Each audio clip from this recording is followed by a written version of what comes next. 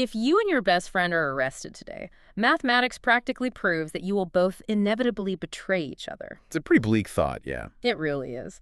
But as you're sitting there on that bus right now, staring down a 1.5 hour commute, I want you to just look around for a second. Yeah, look out the window. Exactly. You're watching pedestrians, weave through crosswalks. You're seeing other drivers jockeying for a slightly better position in the lane next to yours. Trying to merge. Right. And you are currently locked in this massive invisible web of strategic betrayal, cooperation, and hidden information. You're surrounded by agents trying to maximize their own personal rewards while navigating around everyone else trying to do the exact same thing. Welcome to the deep dive. It really is the absolute perfect environment to absorb this material. I mean, we spend most of our lives operating inside these invisible systems of strategic interaction without ever realizing there's a rigorous mathematical framework governing every single move. Right. And today we have a very specific mission. We've pulled together the notes from lectures 18 and 19 on game theory, alongside the actual strict requirements for your spring 2026 reinforcement learning project. Oh, yeah, the big one. The one where you're coding the blackjack and cart pull environments. Mhm. We are going to decode this multi-agent game theory and build a direct conceptual bridge to the single-agent Markov decision processes, the MDPs. The exact stuff you are actively implementing in Python. Yes, but I am making a solemn promise for this commute.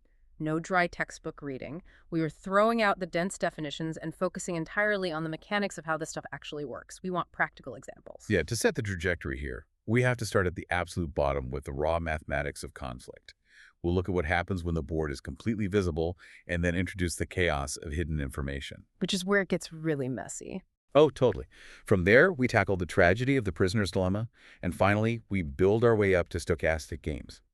That last step is the crucial one because, collapsing a stochastic game is exactly how you get the MDPs required for your project. Okay, let's unpack this, because I was looking through these lectures, and the first thing that struck me is the massive philosophical shift from everything we've covered in reinforcement learning so far. Up to now, RL has been this very lonely pursuit. Very isolated. Right. You have an agent and you have a physics engine. The agent takes an action, the environment blindly hands back a state and a reward. It's a solitary loop. But game theory just shatters that isolation. The environment suddenly has a will of its own. I mean, game theory is practically defined as the mathematics of conflict, specifically conflicts of interest when multiple parties are trying to make optimal choices. So it's not just me against gravity anymore. Exactly.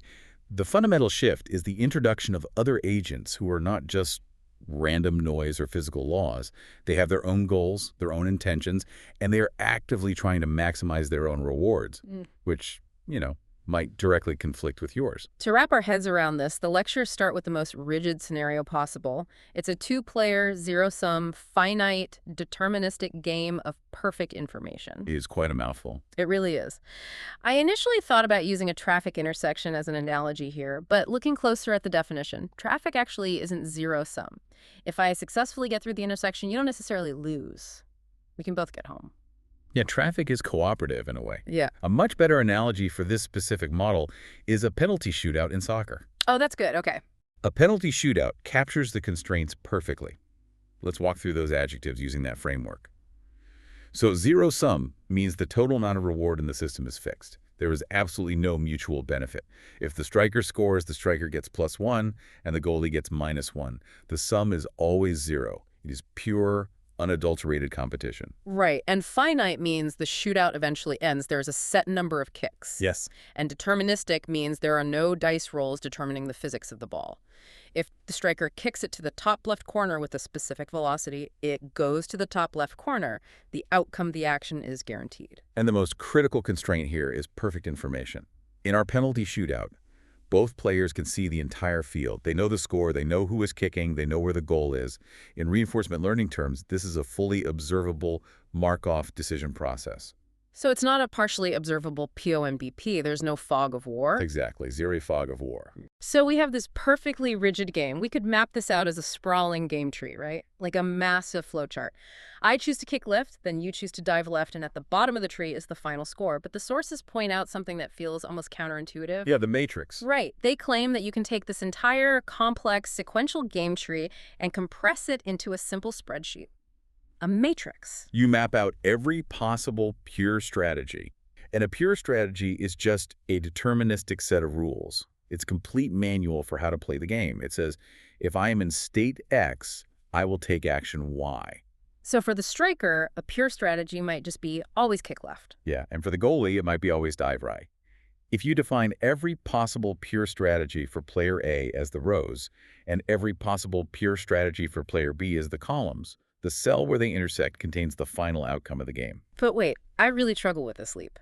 You're saying that the entire history of the game, like who went first, the psychological momentum of the previous kicks, the exact sequence of events that led us to this moment, none of it matters. The whole game tree just collapses into a simple matrix. The matrix is all you need. Really? Yeah, this is the beauty and the ruthlessness of the mathematics. Once you have defined the pure strategies and their resulting payoffs, the sequential rules of the game become completely irrelevant to finding the optimal choice.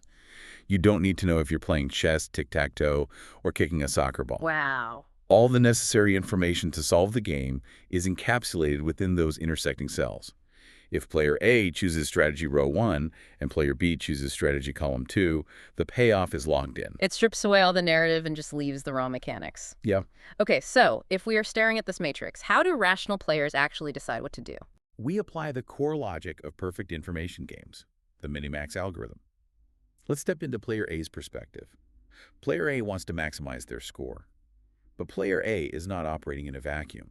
Player A knows that player B is perfectly rational, incredibly smart, and actively trying to destroy player A's score. Because it's zero sum. Exactly. Minimizing A's score is the exact mechanism for maximizing B's score. B is the enemy. So player A has to assume the absolute worst-case scenario for every single move they make. Exactly. Player A looks at the first row of the matrix and asks, if I commit to this strategy, what is the absolute most damaging response player B can execute? Player A scans that row and finds the minimum value. That is the worst-case scenario for row 1. Okay, I follow. Then they do the same for row 2, row 3, and so on. Yeah. To build a list of all the worst-case scenarios. Finally, player A looks at that list of minimums and selects the row that offers the highest value among them. They are maximizing their minimum guaranteed payoff. This is the maximum strategy. Maximin. And player B is running the exact inverse calculation simultaneously. B looks at the columns, finds the maximum possible score A could extract from each column, and then chooses the column that has the lowest of those maximums. That's Minimax. B is putting a ceiling on A's potential success, trying to push that ceiling as low as possible. Which brings us to John von Neumann's foundational theorem. In these specific two-player, zero-sum, finite, deterministic games of perfect information, the mathematical marvel is that the minimax value will always equal the maximum value. Wait, always? Always. There is a saddle point in that matrix where the best worst-case scenario for player A perfectly intersects with the best worst-case scenario for player B. Meaning there is always a mathematically perfect way to play. The game is entirely solvable. Yes. If you deviate from the minimax strategy, you are just opening yourself up to being exploited by a perfectly rational opponent. Yeah. It's clean, it's solvable, but it's also, completely detached from reality. Yeah, reality is rarely that clean. Right, because the real world, and specifically the blackjack environment you are coding on this commute, does not grant you perfect information. What happens to this elegant mathematical matrix when we introduce the fog of war? Oh, the math gets incredibly messy, and the Minimax algorithm fundamentally breaks down. Moving from perfect information to hidden information is the point where predictability becomes a fatal flaw. The sources outline a brilliant little betting game to illustrate this. It's a highly simplified mini version of poker.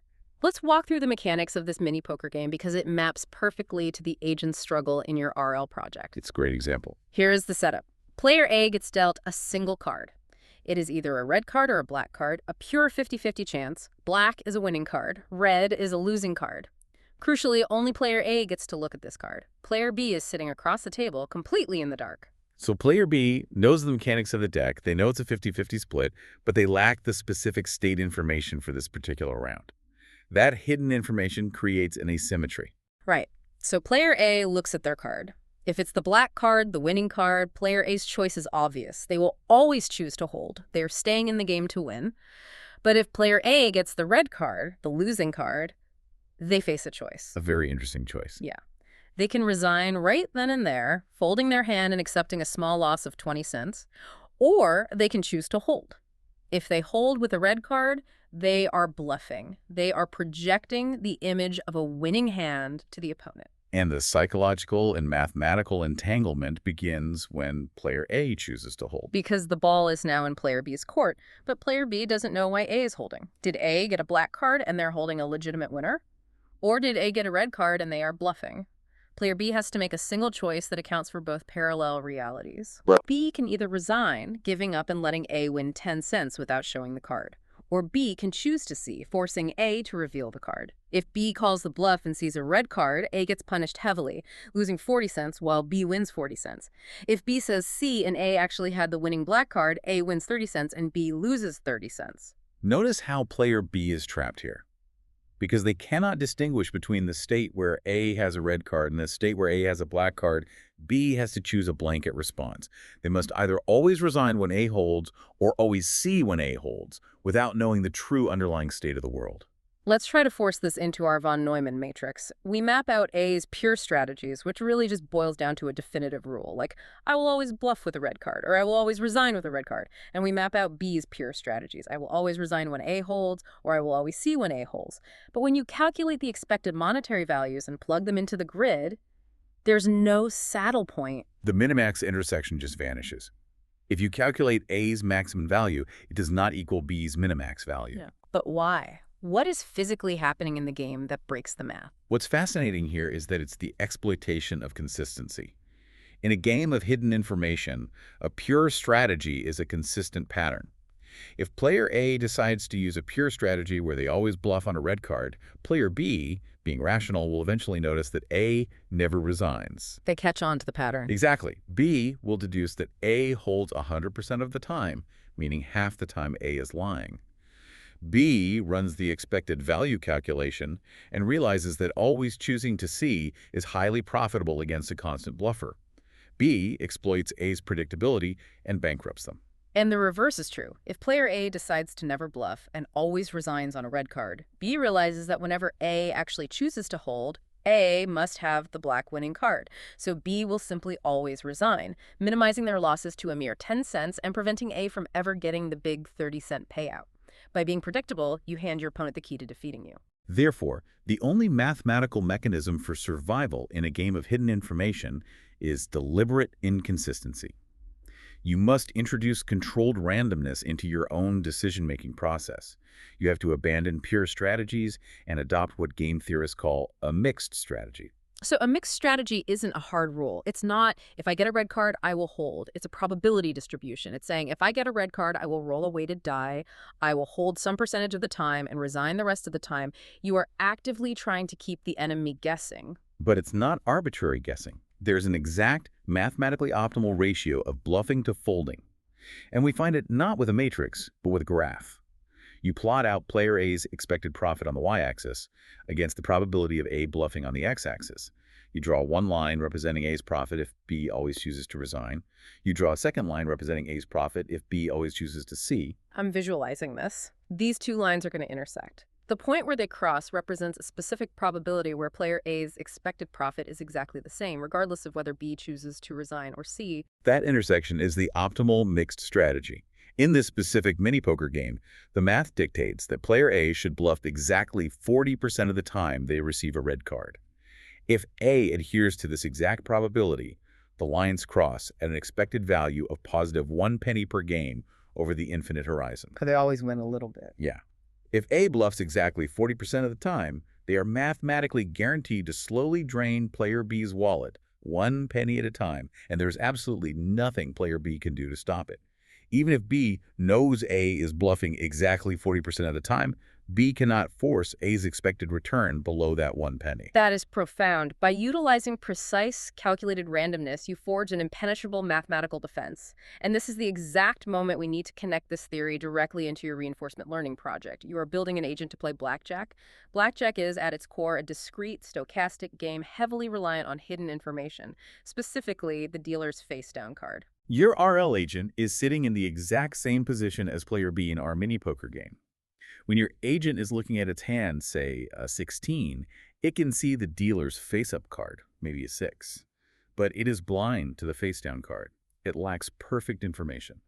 If your agent tries to learn a purely deterministic, pure strategy too quickly without understanding the hidden probabilities, it will get financially slaughtered by the deck. This is exactly why the Epsilon Greedy exploration strategy in your code is so vital. When you implement Epsilon Greedy, you are mechanically forcing your RL agent to use a mixed strategy during its training phase. You are telling the agent, most of the time, exploit what you think is the best move. But Epsilon % of the time, I want you to act randomly. The agent is using randomness to probe the expected values of a hidden environment. It is trying to map out those intersecting lines on the graph through trial and error. And this ties into a massive warning in your project FAQ. If you decay your epsilon parameter to 0 too rapidly, your agent becomes too consistent, too predictable, before it has fully mapped the probabilities of the hidden cards. It will latch onto a suboptimal pure strategy, like always standing on a 12. And it will never randomly explore enough to discover that hitting might actually yield a higher expected value over the long run. Sustained exploration is the only way to navigate hidden information. All right, we've covered perfect information matrices, and we've covered the probabilistic bluffing of hidden information. But in both of these scenarios, we were locked in zero-sum games. One person's win was mechanically tied to the other person's loss. I want to shift the paradigm again. What happens when we step outside that constraint? Is there a mathematical model for scenarios where we can both mutually win or both mutually lose? This brings us to the most heavily analyzed scenario in all of game theory, the prisoner's dilemma. We are moving from strict, unavoidable competition into a space where cooperation is mathematically possible, but psychologically and strategically treacherous. The classic setup from the lectures involves two criminals. Let's call them Smooth and Curly. They get busted for a heist. The police instantly separate them into two different interrogation rooms. They have zero ability to communicate, no way to signal each other. The district attorney walks into each room and offers them the exact same plea deal. The architecture of this deal is what engineers the dilemma. Here is the matrix they are facing. If both Smooth and Curly cooperate with each other, meaning they both keep their mouths shut and refuse to talk to the cops, the DA doesn't have enough evidence for the major crime. They both get hit with a minor charge and serve 1 month in jail. If they both defect, meaning they both rat each other out, the DA has all the evidence needed, and they both go to prison for 6 months. The catch, however, is the asymmetrical temptation. Exactly. If Smooth defects and snitches, but Curly stays loyal and cooperates, Smooth gets an incredible deal. Smooth walks out of the police station a free man, 0 months in jail. But Curly, the loyal sucker, takes the entire fall and gets slammed with 9 months in prison. And the reverse is true if Curly snitches and Smooth stays quiet. We must analyze this not with emotion, but with the cold, calculating rationality of the Minimax matrix we built earlier. Let's step into Smooth's mind in the interrogation room. Smooth knows Curly is in the other room facing the exact same choice, cooperate or defect. Smooth has to evaluate his options against both possible realities. Let's run the logic. Smooth thinks, what if Curly decides to cooperate and stay quiet? If Smooth cooperates, they both get 1 month. But if Smooth defects while Curly is quiet, Smooth walks free with 0 months. 0 is better than 1. So if Curly cooperates, the mathematically superior move for Smooth is to defect. Now Smooth evaluates the other timeline. What if Curly decides to defect and rat me out? If Smooth cooperates in this scenario, he becomes the ultimate sucker and gets 9 months. But if Smooth also defects, they share the blame, and he gets 6 months. 6 is better than 9. Therefore, if Curly defects, the mathematically superior move for Smooth is also to defect. It doesn't matter what Curly does. If Curly is a saint, Smooth should defect. If Curly is a snake, Smooth should defect. In the formal terminology of game theory, we say that defecting strictly dominates cooperating.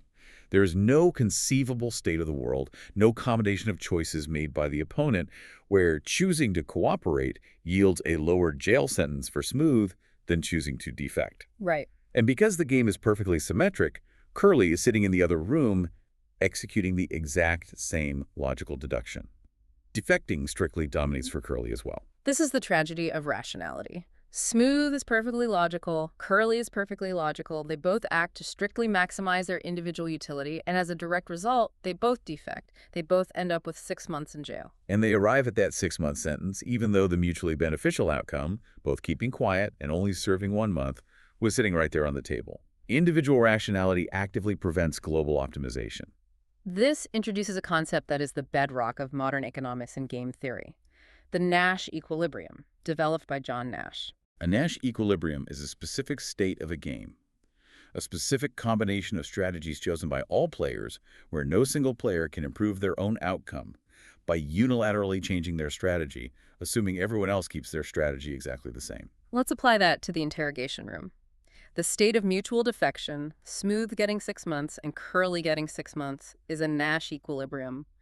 If we freeze time in that state, and Smooth suddenly considers changing his strategy to cooperation while Curly is still defecting, Smooth's sentence would instantly jump from 6 months to 9 months. Yeah, that's a bad deal. Smooth has absolutely no mathematical incentive to change his mind. He is trapped by the logic. In this specific formulation of the prisoner's dilemma, that mutual defection is the unique Nash equilibrium. It is the only gravitationally stable point in the entire matrix. Any other combination of choices will inevitably slide down the slope of self-interest right back into mutual defection. I find this deeply cynical. You follow the mathematics perfectly, you eliminate all emotional bias, and the math leads you directly to a terrible, objectively worse outcome for everyone involved. It feels like a flaw in the fabric of logic itself. It is a profound dilemma, but it is not inescapable. The escape hatch is an entire subfield called mechanism design.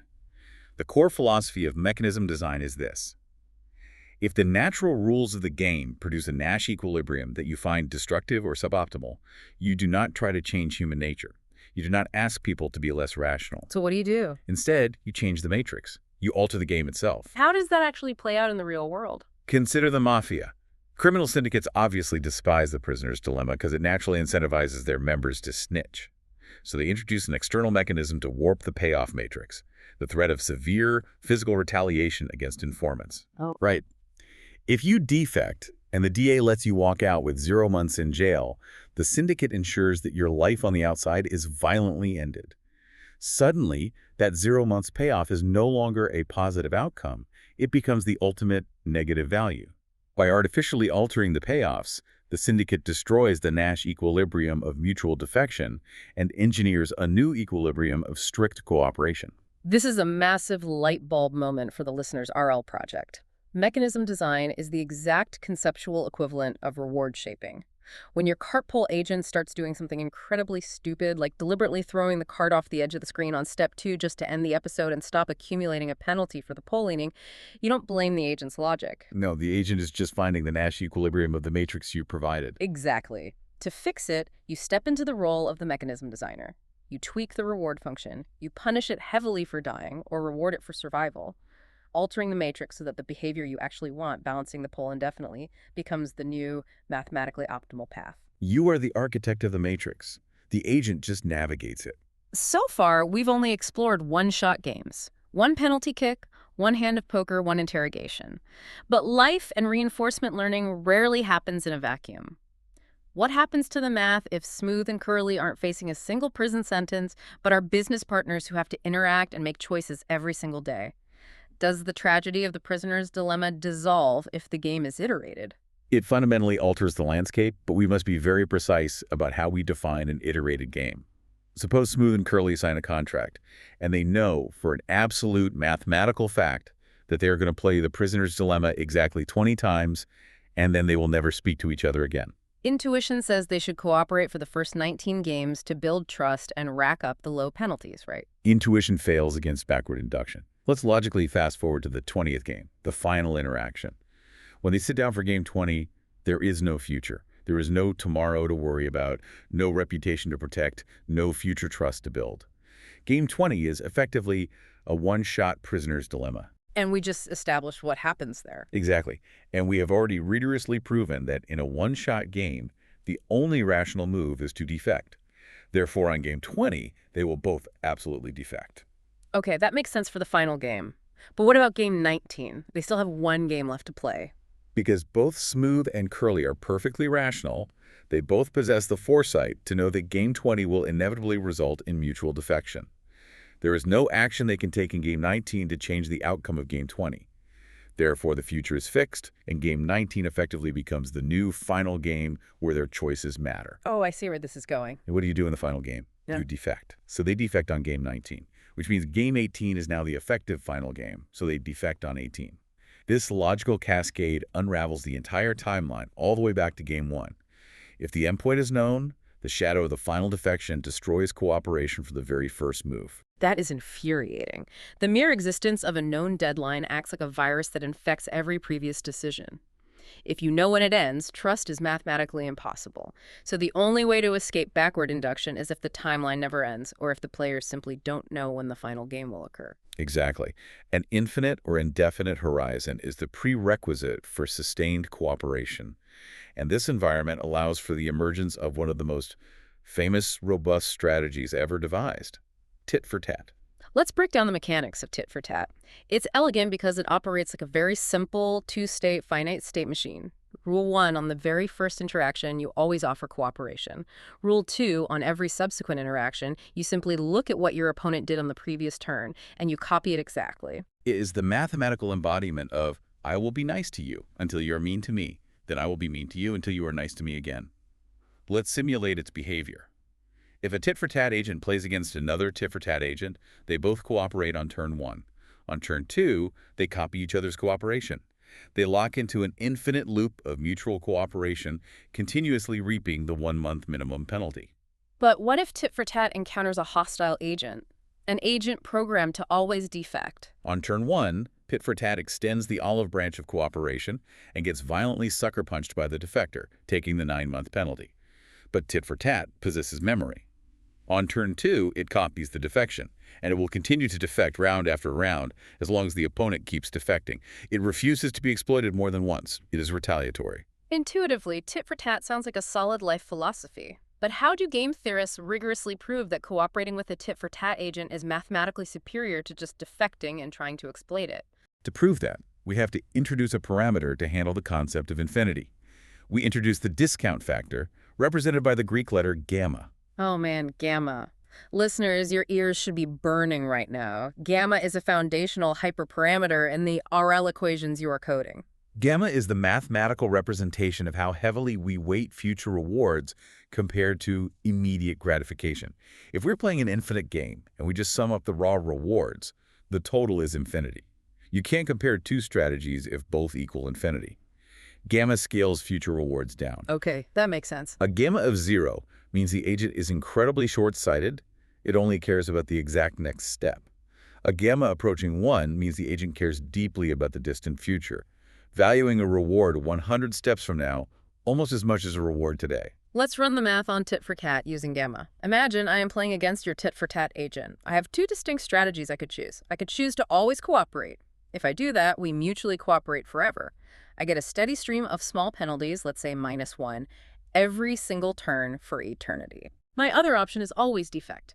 If I choose this, on turn 1, I get the amazing 0 penalty because your tit-for-tat agent started nice. I walk free.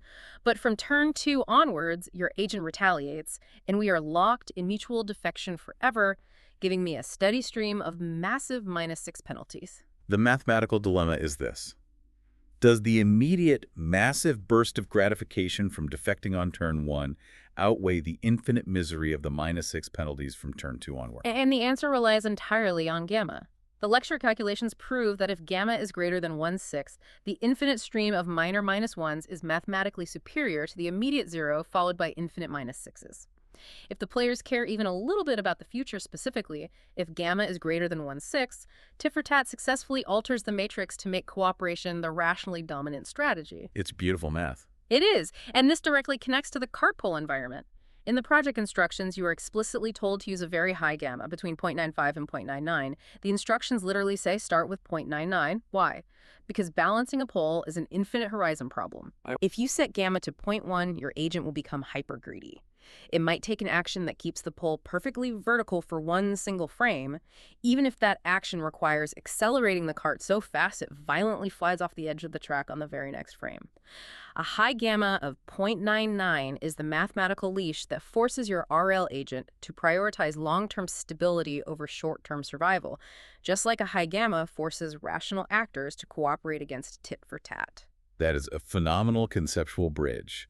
And that relationship between the future and the present is the core of what game theorists call the Folk theorem. The Folk theorem, it sounds like a myth. Why is it called that? Because it wasn't a sudden discovery published by a single genius. It was a mathematical truth that became simultaneously apparent to so many researchers in the field that it spread as an oral tradition. It was just known by the folks before anyone formally wrote it down. I read the formal definition, and honestly, it felt like circular logic.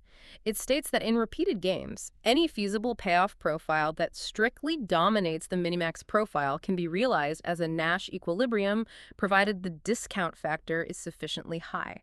Let me try to translate that into plain English. Please do. If we interact repeatedly, and our gamma is high enough that we care about tomorrow, we can achieve almost any cooperative outcome as a stable equilibrium. Precisely. The threat of future retaliation creates the mathematical space for present-day cooperation. Because I know you possess the capability to punish me tomorrow, it becomes mathematically optimal for me to be cooperative today. The fear of the future enforces the peace of the present. But that raises a massive psychological and mathematical hurdle. Are those threats of future retaliation actually believable? This leads us to the concept of plausible threats. I was writing about a strategy called Grim Trigger, and it sounds like mutually assured destruction. Grim Trigger is the nuclear option of game theory. The strategy rules are simple. I will cooperate with you forever. But if you defect on me even a single time, if you cross that line once, I will trigger my wrath and I will defect against you forever. I will never, ever forgive you. It sounds incredibly effective at enforcing cooperation through sheer, unadulterated terror. But there's a fatal flaw in the logic, isn't there? Yes, and the flaw is exposed by a rigorous test called subgame perfect equilibrium. A Nash equilibrium is only considered subgame perfect if every single threat made within the strategy is a threat that the player would actually want to execute when the specific moment arrives. Let's put Grim Trigger through the stress test. Imagine a Grim Trigger agent is playing against a tit-for-tat agent. They are happily cooperating, racking up small penalties, but then noise enters the system. A momentary glitch, a misunderstood signal, and the tit-for-tat agent accidentally defects for one single turn. The condition has been met. The Grim Trigger is pulled. The Grim Trigger agent's logic dictates, you have crossed me. I am now entering a state of eternal defection. On the next turn, Grim defects. The tit-for-tat agent, following its simple rule of copying the previous move, sees the defection and copies it. And suddenly, they are both locked in a death spiral of mutual defection, suffering the massive -6 penalty every turn for the rest of eternity.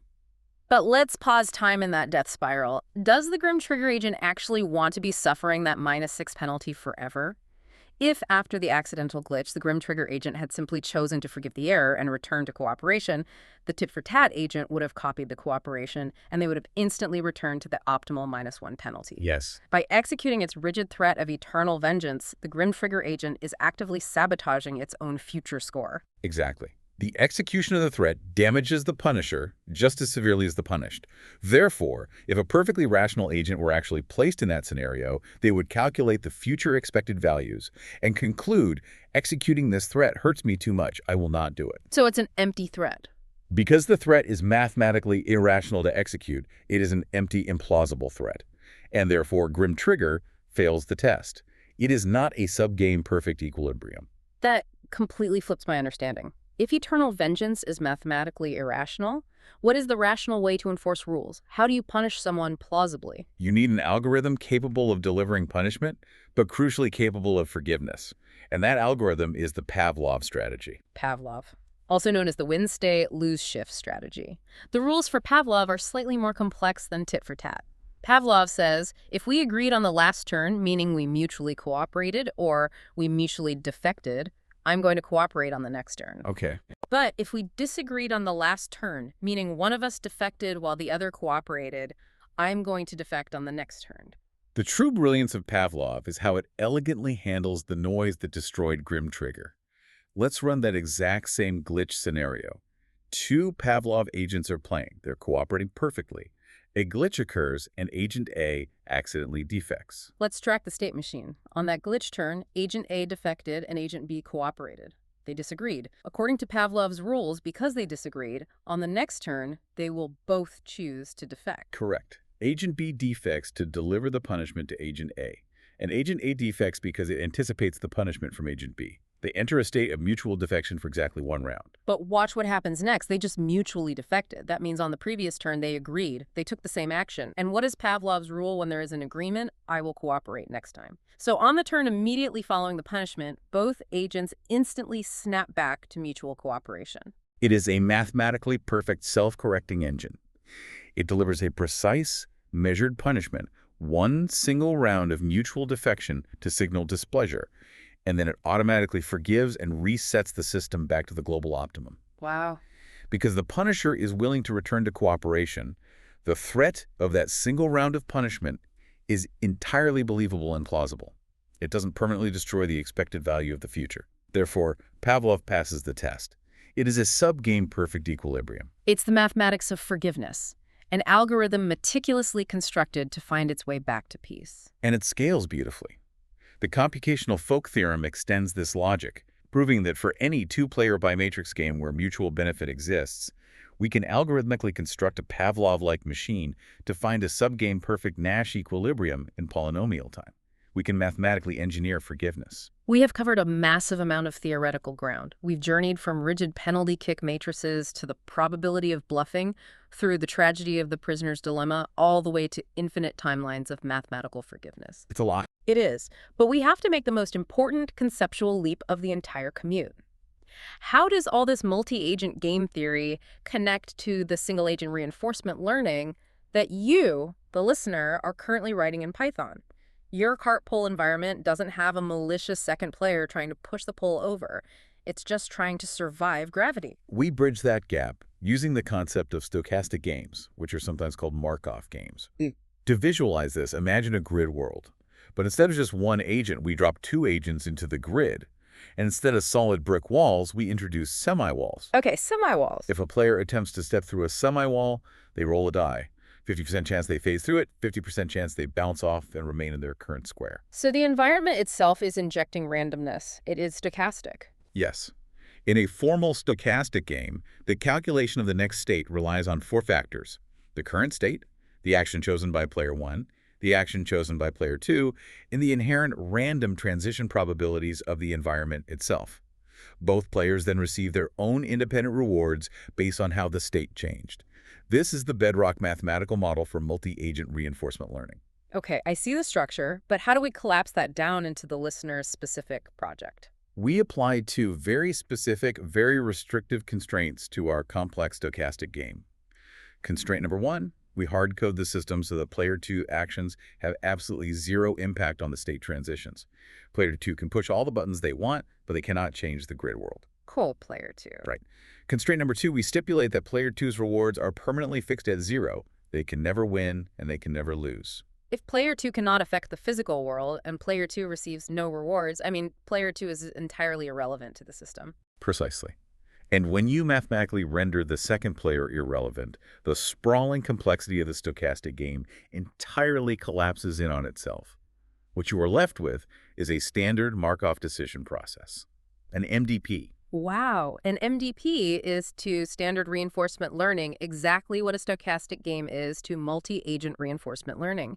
They are the exact same underlying mathematical architecture, just with the relevant agent count dialed from 2 down to 1. Yeah. In your RL project, the environment itself, the simulated gravity acting on the cart pull, the unchangeable probability distribution of the blackjack deck, essentially assumes the role of the other player. But it is a player executing a completely fixed, predictable, albeit stochastic, pure strategy. Gravity isn't actively running a minimax algorithm to ruin your score, it's just blindly executing the laws of physics. That is the crucial conceptual bridge. And now that we have safely landed back in the territory of the single-agent MDP, we need to spend the rest of our time dissecting exactly how you are going to solve these MVPs for your assignment. The project requires you to build 4 distinct mathematical engines: value iteration, policy iteration, SARSA, and Q-learning. Let's tackle the most notorious hurdle first, the cart pull environment. CartPoll is a massive headache for tabular RL methods because it takes place in a continuous state space. The position of the cart isn't just left or right. It can be at position 1.234 or 1.235 or 1.236. The number of possible states is literally infinite. And that's the A problem. huge problem. But the algorithms you're building, value iteration, SARSA, Q-learning, require a finite lookup table. They need a grid. They need discrete buckets. Which means your very first engineering task is discretization. You must chop the continuous laws of physics into a finite, manageable grid. And the project FAQ is incredibly specific about how to approach this. If you naively throw a massive high-resolution grid over the entire state space, your table will explode into millions of states, and your algorithms will never visit them all to converge. I was reading the FAQ, and it explicitly lays out a starting architecture for these bins. Listeners, do not guess these values. The CartPoll state array hands you 4 continuous numbers. Here is how you slice them. Let's hear it. First, cart position. The track goes from -2.4 to +2.4. The exact position of the cart honestly doesn't matter that much for balancing the pole as long as you aren't falling off the edge. So chunk it broadly, 3 to 5 bins total. Makes sense. Second, cart velocity. The physics engine allows velocity to theoretically approach infinity. If you don't constrain this, your table will break. You must manually clamp the velocity between -3 and 3 in your code and then slice that clamped range into maybe 3 to 7 bins. Clamping is crucial there. Third, pole angle. This is the life or death metric. The failure threshold is tiny, just -0.2 to +0.2 radians. You need high resolution here to catch the pole as it starts to tip. The FAQ suggests 6 to 12 bins, let's say 8. Definitely need detail there. Fourth, pole angular velocity. How fast is the pole accelerating toward the ground? Clamp it between -3.5 and 3.5 and give it the highest resolution of all, 6 to 12 bins. What you are describing is non-uniform discretization. You are architecting a state space where the agent is effectively short-sighted regarding the cart's position, but has eagle-eyed high-definition vision regarding the exact angle and momentum of the pole. But the FAQ issues a massive warning about a phenomenon called state aliasing. I want to try to visualize this. Imagine you are driving a car, but your speedometer is completely broken and it only has 2 indicator lights, moving and moving fast. Okay, scary car. Yeah, very. You are driving on the highway and the moving fast light is on. You want to take an exit, so you hit the brakes based on your previous experience of what works when that light is on. But what you don't know is that last time you were going 60 miles an hour, and this time you are going 120 miles an hour. Oh, no. You apply the exact same brake pressure and you violently spin out. Your sensors group 2 radically different physical realities into the exact same bucket. That is a perfect physical description of state aliasing. In CartPoll, if your pole angle bins are too wide, the agent might be leaning at 1 degree, or it might be careening toward the ground at 15 degrees, but the discretized state tells the agent it is in the exact same box. The agent takes the action that saved it at 1 degree, and that exact same action physically accelerates its doom at 15 degrees. And when you watch the training graphs, state aliasing looks like pure chaos. The agent's reward will suddenly plummet, and you will assume your learning rate is wrong or your gamma is wrong, and you'll spend days tweaking hyperparameters. But the math is fine. The agent is just blind. It is conflating recoverable states with unrecoverable states. The solution to that noise isn't changing the learning rate. It's adding more bins to the pole angle to give the agent its sight back. Okay, let's shift from the environment design to the algorithms themselves. You are required to implement model-based methods, value iteration and policy iteration, and model-free methods, SARSA, and Q-learning. The model-based methods are operating with perfect information. They have access to the underlying transition matrices and reward functions, the physics engine's source code, essentially. In CartPoll, you actually have to build those transition matrices yourself by running a random agent for thousands of steps and mathematically counting the probabilities of moving from bin A to bin B. Value iteration takes that matrix and systematically sweeps through the entire state space over and over, mathematically calculating the expected value of every state using the Bellman equations until the values stop changing. But the truly fascinating dynamics emerge with the model-free methods. SARSA and Q-learning do not know the rules. They do not have the transition matrix. They are dropped into the maze blind, and they have to construct their understanding of the world entirely through trial, error, and the accumulation of rewards. Right. The foundational difference between them lies in one specific mathematical operation during their update step. SARSA is an on-policy algorithm. Q-learning is an off-policy algorithm. I really want to nail down the mechanical difference between those two because it's so easy to just type the equations from the slides without understanding what the agent is actually thinking. I like to think of them as two different types of students studying for an exam. I like this analogy. Sarsa is the highly anxious, realistic student. When Sarsa takes an action and arrives in a new state, it looks ahead to see what it's actually going to do next before it updates its notes. Because it's using an epsilon greedy policy, Sarsa knows that 10% of the time, it's going to accidentally do something incredibly stupid, Yeah. like randomly hit on a blackjack 20. That is... Yeah. Sarsa incorporates the anxiety of its own future mistakes into its current value estimates. It learns a safer, more conservative path. The mathematical update reflects that anxiety. Sarsa updates its Q value based on the reward it just received, plus the discounted Q value of the actual next action it has chosen to take, regardless of whether that next action is the optimal one or a random epsilon exploration. Now, Q-learning is the wildly arrogant student. Q-learning takes an action, arrives in a new state, and updates its notes by assuming that tomorrow it will execute flawlessly. It looks at all the possible actions it could take from the new state, finds the absolute highest value, the max Q value, and uses that to update its current state. It completely ignores the fact that its epsilon greedy policy might force it to take a random, disastrous action on the very next step. It assumes a future of perfect optimality, which is why Q-learning is off policy. It is evaluating the absolute optimal policy while physically executing a noisy, random exploratory policy. If we connect this all the way back to the start of our deep dive, Q-learning in a single-agent MDP uses a standard max operation because the environment isn't an enemy. It's just physics. Right, gravity isn't out to get you. But if you were applying Q-learning to the zero-sum game theory matrices we discussed in Section 1, you would physically replace that max operator in the Bellman equation with a minimax operator. The mathematical architecture scales flawlessly from single-agent gravity to multi-agent warfare. That structural connection is mind-blowing. But practically on the project, you have to document how this arrogant versus anxious learning style affects performance. Q-learning will eventually find the absolute mathematical optimum, the true Nash equilibrium of the MDP. But during training, because it assumes it won't make mistakes, its random exploratory actions might repeatedly walk it off a cliff, making the learning curve look incredibly brittle. Right.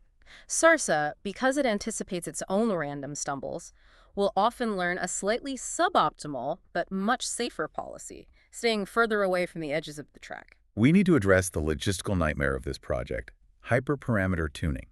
You are juggling learning rates, which is alpha, discount factors, gamma, exploration rates, epsilon, and complex decay schedules for all of them.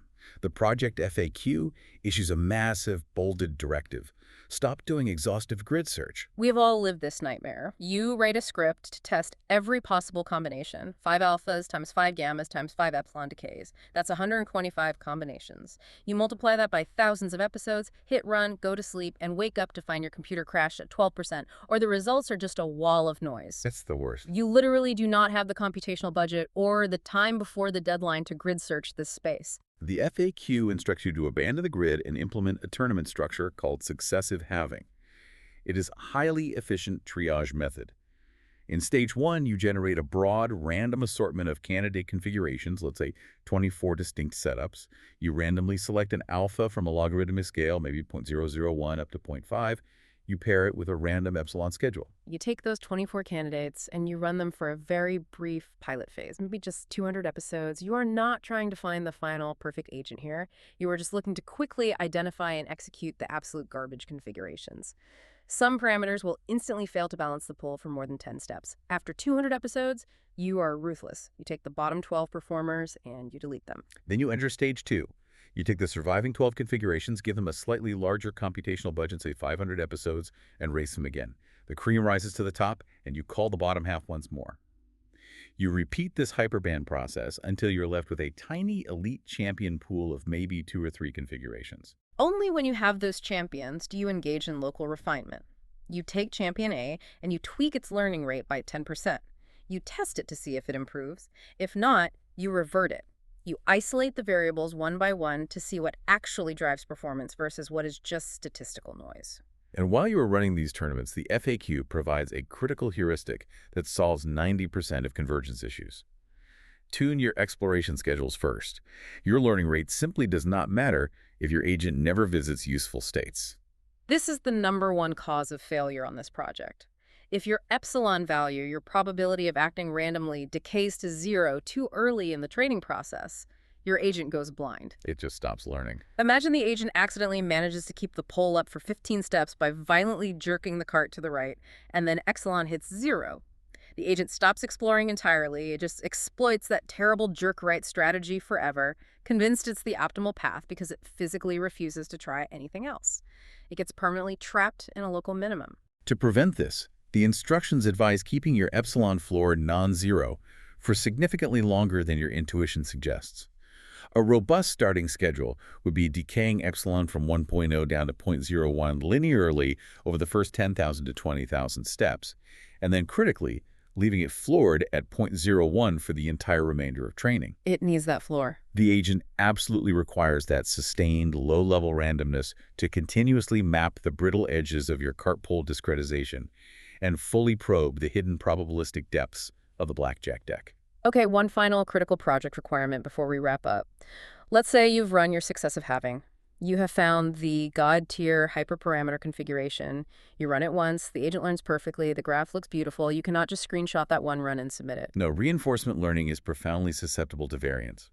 A single run is a statistically meaningless anecdote. The project explicitly demands that you evaluate your final configurations across 5 completely independent random seeds. You are not just changing the starting layout of the blackjack deck, you are changing the seed for the agent's internal random number generator, the environment's physics noise, everything. Everything has to be randomized. You must run the exact same setup 5 times from scratch, average the learning curves together, and plot the mean performance surrounded by a shaded variance band, like an interquartile range or a 95% confidence interval. If your configuration only worked because it got lucky with a soft sequence of dealer busts on seed 42, the 5-seed average will expose its fragility. You are proving mathematical robustness, not luck.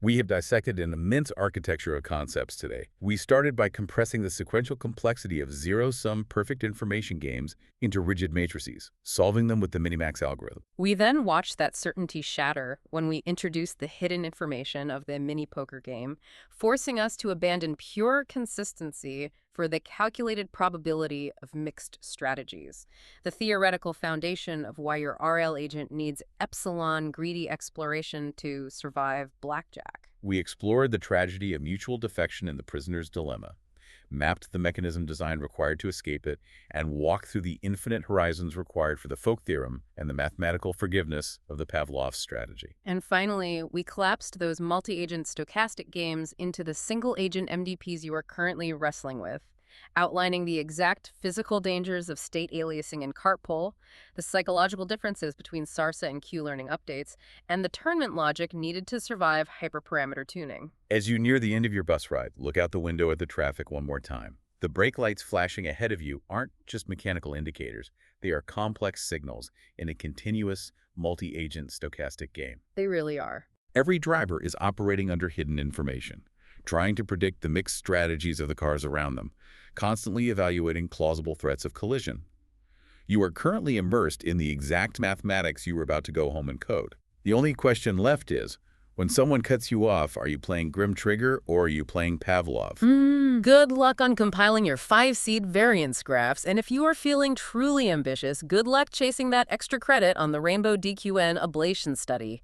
Keep mapping your state space, don't let your epsilon decay too fast, and we will see you on the next deep dive.